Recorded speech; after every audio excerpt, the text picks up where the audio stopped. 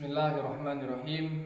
Innal hamdalillah nahmaduhu wa nasta'inuhu wa nastaghfiruh wa na'udzu billahi min shururi anfusina wa min sayyiati a'malina. May yahdihillahu fala mudhillalah wa may yudlilhu fala hadiyalah.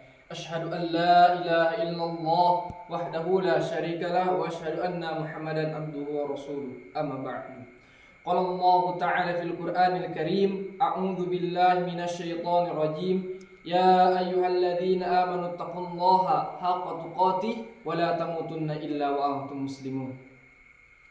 Wahai saudaraku yang dirahmati Allah sekalian, saya akan menceritakan sebuah kisah yang menceritakan sahabat Nabi, yaitu Thalhah bin Ubaidillah. Nah, ketika pada zaman Nabi ada dua orang sahabat, itu adalah seorang adik dan kakak. Nah, dua pemuda ini adalah dua orang yang soleh. Nah, yang pertama itu ketika ikut perang Uhud kalau tidak salah. Nah, ketika perang itu, si adiknya ini meninggal dunia ketika di perang itu. Kemudian menjelang 1 tahun kemudian, kakaknya meninggal karena sakit dan meninggal di atas tempat tidur. Nah, ketika itu Thalhah bin Ubaidillah bermimpi melihat kedua orang adik kakak tadi berada di depan pintu surga. Nah, si adik yang meninggal ketika perang mati syahid, yang pertama dipanggil untuk masuk ke dalam pintu surga itu yaitu sang kakak yang tadi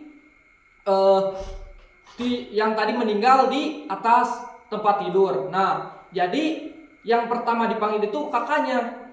Hei Fulan, masuklah kau ke dalam pintu surga. Masuk yang mati di atas tempat tidur. Nah, kemudian disusul yang meninggal ketika perang Uhud. Nah, kemudian tibalah giliran Thalhah bin Ubaidillah. Nah, kemudian si suara itu menyuruh, kembalilah, belum saatnya kau masuk ke dalam sini, kepada Thalhah bin Ubaidillah. Kemudian Thalhah ini menceritakan mimpi ini kepada para sahabat. Tapi para sahabat itu tidak percaya gitu. Soalnya kematian yang paling diidam-idaman itu ketika meninggal atau ketika mati syahid. Nah, anehnya kenapa orang yang meninggal di atas tempat tidur lebih dulu masuk ke dalam pintu surga daripada orang yang mati syahid. Nah, kemudian cerita mimpi ini sampai kepada Nabi Muhammad SAW. Kemudian Nabi Muhammad memerintahkan Thalhah bin Ubaidillah ini untuk menceritakan mimpinya. Kemudian Nabi Muhammad SAW membenarkan apa yang telah dimimpikan oleh Thalhah bin Ubaidillah. Jadi kata Nabi Muhammad, bukankah kakaknya ini lebih hidup 1 tahun lebih lama, yaitu mengerjakan sholat, ngaji, dan yang paling utama kakaknya mendapatkan 1 kali lagi bulan Ramadan. Nah, begitu istimewa bulan Ramadan ini. Nah, saya akan membahas sedikit kenapa Ramadan ini sangat istimewa. Nah, jadi Ramadan ini yang membuat Ramadan kali ini ataupun Ramadan yang lainnya istimewa yaitu karena Al-Quran. Nah, kenapa? Karena kita balik lagi ke zaman ketika Nabi menerima wahyu Al-Quran ini. Nah, jadi ketika Nabi menerima Al-Quran ini yaitu pada malam Lailatul Qadar. Nah, pada malam Lailatul Qadar ini dikatakan dalam hadis Nabi yaitu lebih baik daripada 1000 bulan. Jadi Al-Quran ini yang menjadi kemuliaan atas malam itu, malam Lailatul Qadar. Jadi Al-Quran ini menjadikan malam itu menjadi mulia. Terus Al-Quran turun ketika bulan Ramadan. Nah, ketika bulan Ramadan ini yang menjadikan mulia ini karena Al-Quran.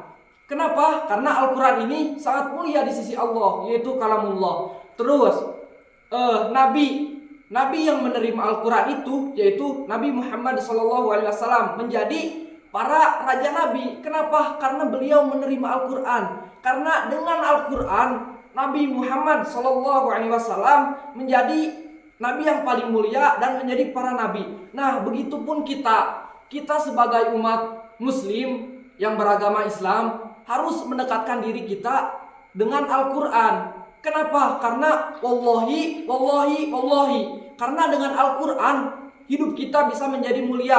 Bahkan hari, malam ataupun nabi yang menerima Al-Quran menjadi mulia. Nah, inilah rahasia kenapa bulan Ramadan ini sangat mulia, karena Al-Quran. Nabi SAW bersabda, khairukum man ta'allama al-Qur'ana wa 'allamahu. Nah, sebaik-baiknya orang yaitu yang belajar Al-Quran kemudian mengajarkannya. Nah, ini yang menyebabkan kenapa Al-Quran itu sangat mulia di sisi Allah Subhanahu wa taala. Nah, mungkin kita sebagai umat muslim yang dimana pada waktu sekarang itu akhir dari bulan Ramadan. Nah, kita harus berlomba-lomba mengejar 10 hari terakhir Ramadan ini, karena di dalamnya ada malam Lailatul Qadar yang tadi, yaitu lebih bagus daripada 1000 bulan. Nah, bayangkan jika kita beribadah, membaca Al-Quran, sholat, kemudian dengan ibadah-ibadah yang lainnya dan mendapatkan malam Lailatul Qadar, maka ibadah kita akan dihitung 1000 bulan. Yang dimana kalau dihitungkan itu 1000 bulan itu sekitar 80 tahun.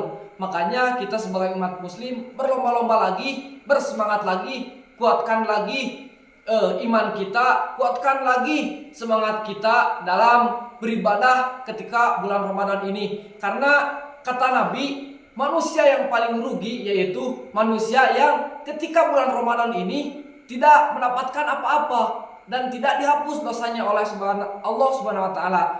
Mungkin sekian dari saya. Mohon maaf bila ada salah kata ataupun kata yang menyebabkan tidak enak hati. Ditutup saja oleh doa kafaratul majlis. Subhanakallahumma wa bihamdika asyhadu an la ilaha illa anta astaghfiruka wa atubu ilaik. Assalamualaikum warahmatullahi wabarakatuh.